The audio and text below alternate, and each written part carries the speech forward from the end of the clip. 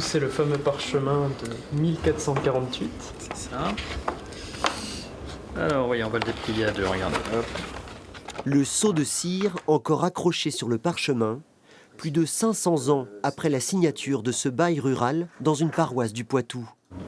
Un cadeau offert aux archives départementales de la Vienne. Souvent, les gens viennent avec des documents plutôt du XVIIe, du XVIIIe siècle. Là, on a des documents qui remontent un petit peu plus loin. Hein. On a le plus ancien date du milieu du XVe siècle. Ça, c'est déjà nettement plus rare parce que des documents de cette date-là ne courent plus beaucoup les rues dans les mains privées. À l'origine du parchemin et de bien d'autres trouvailles, un étudiant de Poitiers. Au printemps, Loïc Auxerre achète 50 € dans un vide-grenier un carton de vieux documents. Au milieu des cartes postales et des magazines, des écrits vieux de plusieurs centaines d'années. J'ai un petit peu fait des recherches et puis j'ai demandé à des enseignants-chercheurs.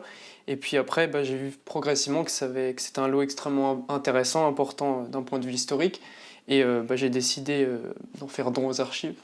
Donc ensuite, c'est un livre de Aux côtés de son professeur d'histoire, Loïc découvre enfin la signification de ces fines écritures à la plume d'avant la Révolution française. Reçu de maître Arnaud Pagot 3 boisseaux de froment et il a donné quittance.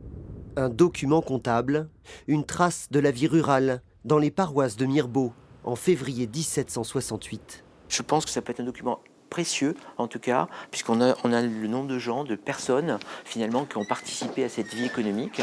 Et ces informations-là, on les trouve nulle part ailleurs, en l'occurrence.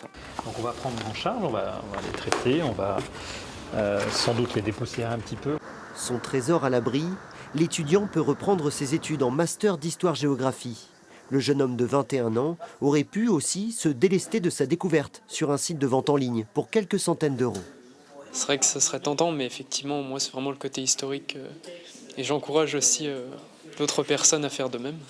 Futur professeur d'histoire, Loïc Auxerre a déjà une très belle aventure à raconter à ses élèves.